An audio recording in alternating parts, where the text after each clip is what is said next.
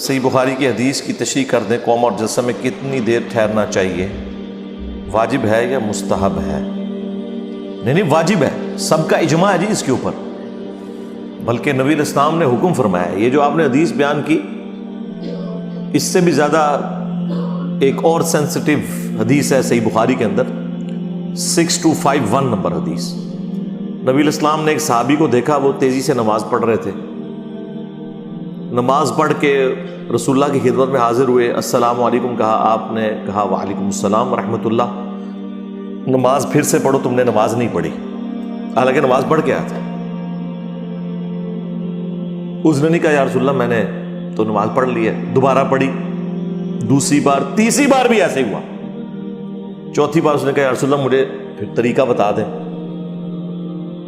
تو نبی علیہ السلام نے فرمایا کہ جب تم نماز کے لیے کھڑے ہو طہارت کے بعد قبلہ رخ، تو اطمینان کے ساتھ کھڑے ہو، تکبیر کہہ کے نماز کو شروع کرو، اس کے بعد قرات کرو، اور پھر سکون کے ساتھ رکوع میں جاؤ، اور رکوع سے سیدھے کھڑے ہو جاؤ یہاں تک کہ تمہاری ہر ہڈی اپنی نارمل پوزیشن کے اوپر آئے، پھر تسلی سے سجدہ کرو، پھر 2 سجدوں کے درمیان تسلی سے بیٹھو، اور پھر دوسرا سجدہ کرو، اور پھر دوسرے سجدے کے بعد بھی تسلی سے بیٹھو، اور پھر اگلی رکعت کے لیے کھڑے ہو۔ اس میں دونوں جلسوں کا حکم ہے، 2 سجدوں کے درمیان بھی اور 2 سجدے کرنے کے بعد بھی، جسے جلسہ استراحت کہتے ہیں، تھوڑی دیر آرام کرنے کا۔ اچھا، مسلم شریف میں جو اس کی حدیث کا ایک طریق ہے نا، اور بخاری میں بھی ایک آ جگہ، اس میں دوسرے سجدے کے بعد بیٹھنے کا ذکر نہیں ہے، اس میں ہے کہ کھڑے ہو جاؤ۔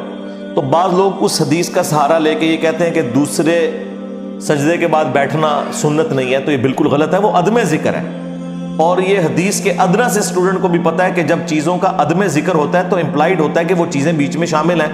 ہم نے ساری حدیث کو جمع کر کے ایک پورے کا پورا معاملہ سامنے رکھنا ہوتا ہے، ورنہ اس حدیث کے اندر تو سبحان ربی العظیم، سبحان ربی الاعلی، التحیات للہ والصلوات والطیبات، اس کا ذکر ہی نہیں ہے۔ صرف حضور نے وہ چیز ہائی لائٹ کی جو کہ اس کی غلطی تھی۔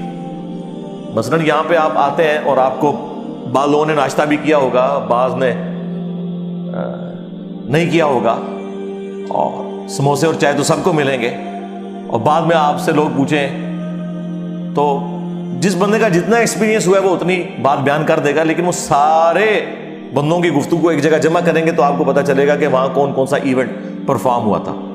لہٰذا احادیث بھی جب ساری کی ساری جمع کی جاتی ہیں تو پورے کا پورا معاملہ، ایک حدیث کے اندر تو پورا نماز کا طریقہ بھی سارے کا سارا موجود نہیں ہے، احادیث کو جمع کر کے آتا ہے، ٹھیک ہے۔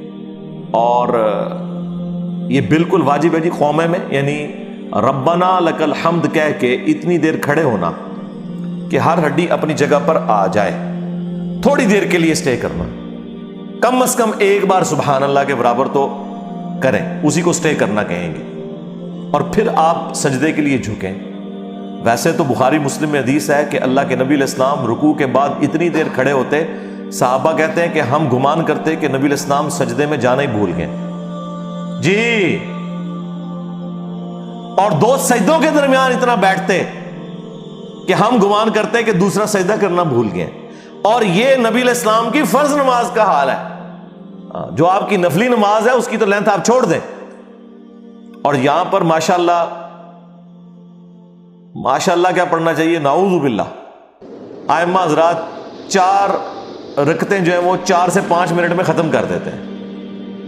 اور وہ آپ نے ایک 20 تراویح والی ویڈیو بھی انڈونیشیا کی یا ملیشیا کی وائرل دیکھی ہوگی، یوٹیوب پہ رکھی ہوئی ہے، جس میں وہ نماز جس طریقے سے وہ پڑھ رہے ہیں، یہ نماز ہے، یہ تو منہ پہ مار دی جاتی ہے۔ مسند احمد میں حدیث ہے سب سے برا چور وہ ہے جو نماز کا چور ہے۔ تو صحابہ کرام نے جب پوچھا تو آپ نے فرمایا جو اپنے رکوع اور سجدے صحیح ادا نہیں کرتا وہ نماز میں چوری کر رہا ہے۔ 3 تسبیحات پڑھنی ہوتی ہے نا رکوع میں سجدے میں، ایک جاتے وقت پڑھتے ہیں، ایک اٹھتے وقت، اور ایک ہی درمیان میں آتی ہے۔ آپ سب غور کریں کبھی لوگوں کو نماز پڑھتے ہوئے کتنی تیزی سے نماز پڑھ رہے ہوتے ہیں،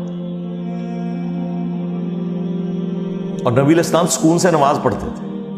آپ نے اس طرح کی سکون کی نماز دیکھنی ہے تو حرمین میں آپ دیکھیں، حرم مکہ میں، حرم مدینہ میں کتنے سکون کے ساتھ نماز پڑھاتے ہیں۔ پاکستان میں بھی جو اہل حدیث مکتب فکر کے لوگ ہیں وہ نماز کافی حد تک بہتر پڑھتے ہیں. ویسے تو ان کے اندر بھی اب کافی زیادہ حنفیوں کو دیکھا دیکھی بیماری آ گئی. یعنی میں نے ان 14-15 سالوں میں بڑی ان کے اندر ویریشن دیکھی ہے. 2008 میں جب ہم نئے نئے اہل حدیث کی طرف گئے تھے تو اس وقت اہل حدیث کی جو ظہر اور عصر کی نماز کا دورانیہ ہے نا کم از کم 12 سے 14 منٹ ہوتا تھا. حنفیوں کا اس وقت بھی 5-6 منٹ تھا. وہ 5-6 منٹ پہ ہی ہے بجائے کہ وہ ان کا رنگ پکڑتے انہوں نے رنگ پکڑ لیا. یہ اب 12-13 منٹ سے 8 منٹ پہ آگے میں 7 منٹ پہ آگے اور کہتے ہیں جی وہ نمازی تنگ ہوتے ہیں. دفعہ ہو جائیں گے ایسے نمازی کہ وہ ان کی اپنی تو نماز ہو نہیں رہی دوسروں کی بھی برباد کروا رہے ہیں. لعنت بھیجے ایسے نمازیوں کے اوپر جو اماموں کو یہ کہتے ہیں کہ نمازیں مختصر کرو.